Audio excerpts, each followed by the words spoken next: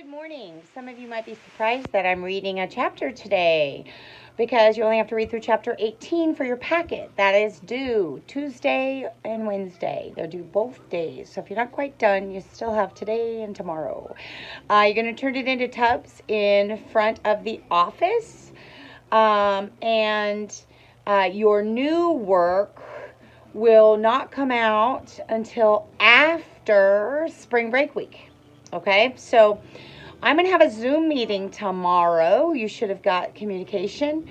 And I also put the link on Google Classroom for a Zoom meeting for all 8th grade English students tomorrow. So I can kind of go over some things. And basically just because I want to see you guys because I miss you a lot. So if you guys are able to log on tomorrow and come to my Zoom meeting. The link is on Google Classroom.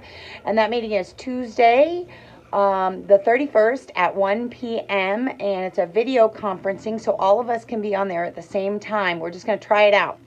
Because after spring break, I'd like to do some work that way. So I want to see who can get on there and try to fix any problems we may have. Okay? All right, and that meeting is for students, and I should have said that. I just got a text that asked, do we want the meeting for parents or students? And it is students or parents, either way, but I really would like to see you kids because I miss you. All right, so I'm planning on reading a chapter every day this week, even though you don't have work on it, and a chapter every day next week as well. I hope that you can tune in. So that we can get this book finished by the end of the year. If we were at school, we'd be probably doing more than a chapter a day, honestly. So, but I don't want to overwhelm you guys because I know you're at home. All right, so I am reading chapter 19, Joseph, Somewhere on the Atlantic Ocean, 1939, 11 days from home. Joseph's mother grabbed for his father's flailing arms, but Aaron Landau was too strong for her, thin as he was. No, they're coming for us, he said, his eyes frantic. The ship is slowing down. Oh, that's page 110. I don't know if I said that. All right.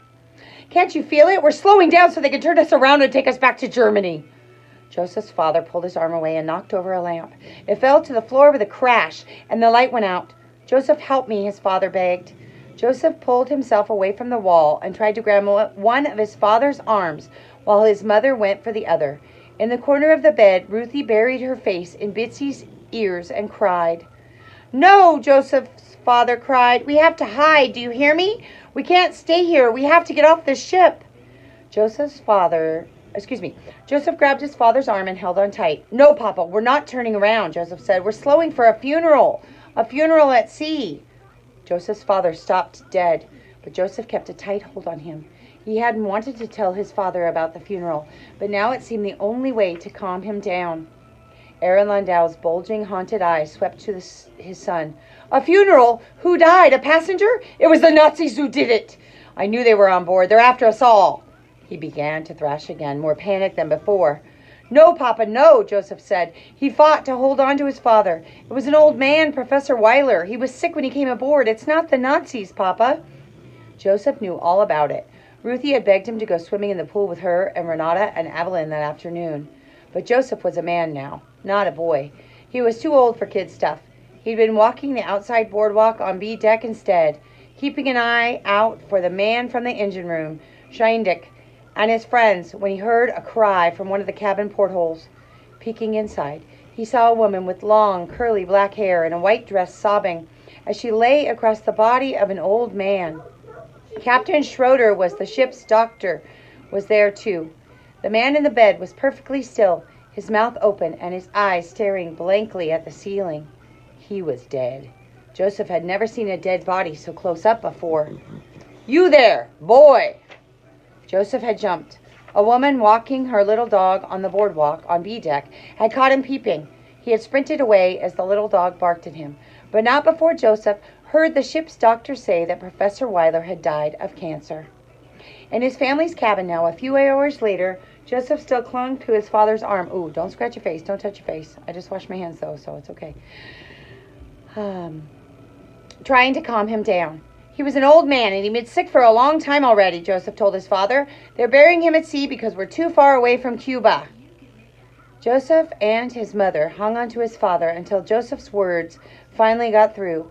Papa stopped struggling against them and sagged, and suddenly they were holding him up off the floor. He was sick already, Papa asked. Yes, it was the cancer, Joseph said. Joseph's father let them guide him to his bed, where he sat down. Mama went to Ruthie to comfort her. When is the funeral? Papa asked. Late tonight, Joseph told him. I want to go, his father said. Joseph couldn't believe it. Papa hadn't left the cabin in 11 days, and now he wanted to go to the funeral of someone he'd never met, in his condition? Joseph looked worriedly to his mother, who held Ruthie in her lap. I don't think that's such a good idea, Mama said, echoing Joseph's thoughts. I'm on the top of page 113. I saw too many men die without funerals at Dachau, Papa said. I will go to this one. And that was a concentration camp. We looked at those before all this happened. We were doing some research on the Holocaust. That's why he has this PTSD problem, right? Because he was in the concentration camp. It was the first time his father had even spoken the name of the place he'd been, and it was like a winter frost covered everything in the room. It ended the conversation as quickly as it had begun. Take Joseph with you then, Mama said. Ruthie and I will stay here. That night, Joseph led his father to A deck aft, where the captain and his first officer waited with a few other passengers. The passengers' clothes looked shabby, and it was only when he heard his father tearing his shirt that Joseph understood. Ripping your garments was a Jewish tradition at funerals, and they had torn theirs in sympathy with Mrs. Weiler. Joseph pulled on his own collar until the seam ripped. His father nodded, then led him to the sandbox by the pool and had him take a handful of sand. Joseph didn't understand, but he did as he was told. The elevator to A deck arrived, and Mrs. Wheeler emerged first, a candle in her hand. Behind her came the rabbi and 4 sailors who carried Professor Weiler's body on a stretcher. He was bound up tight in a white sailcloth, like an Egyptian pharaoh. Hold on there, the man from the low decks. Scheindick pushed through the small crowd with 2 fellow crew members. I'm Otto Scheindick, the Nazi party leader on this ship, he said, and German law says that a body buried at sea must be covered with the national flag. Scheindick unfurled the red and white Nazi flag with a black swastika in the middle, and the passengers gasped. Papa pushed his way forward. Never! Do you hear me? Never! It's sacrilege! He was shaking worse than ever. Joseph had never seen his father this angry, and he was frightened for him. Scheindick wasn't the kind of man you wanted to mess with. Joseph grabbed his father's arm and tried to pull him away. Papa spat at the feet of Scheindick. That is what I think of you and your flag! Scheindick and his men surged forward to avenge the insult, but Captain Schroeder quickly intervened. Stop this! Stop this at once, steward, Captain Schroeder commanded. Scheindick addressed his captain, but never took his eyes off Joseph's father. It's German law, and I see no reason for an exception to be made in this case. And I do, Captain Schroeder said. Now take that flag and leave here, Mr. Scheindick, or I will relieve you of duty and have you confined to your quarters. The steward held Papa's gaze a long moment more. His eyes shifted to Joseph, giving him goosebumps, and then Scheindick turned and stormed away. Joseph's chest heaved like he'd been running a marathon. He was so wound up, he was quivering worse than his father. Sand slipped from his shaking fist. The captain apologized profusely for the disturbance, and the funeral continued.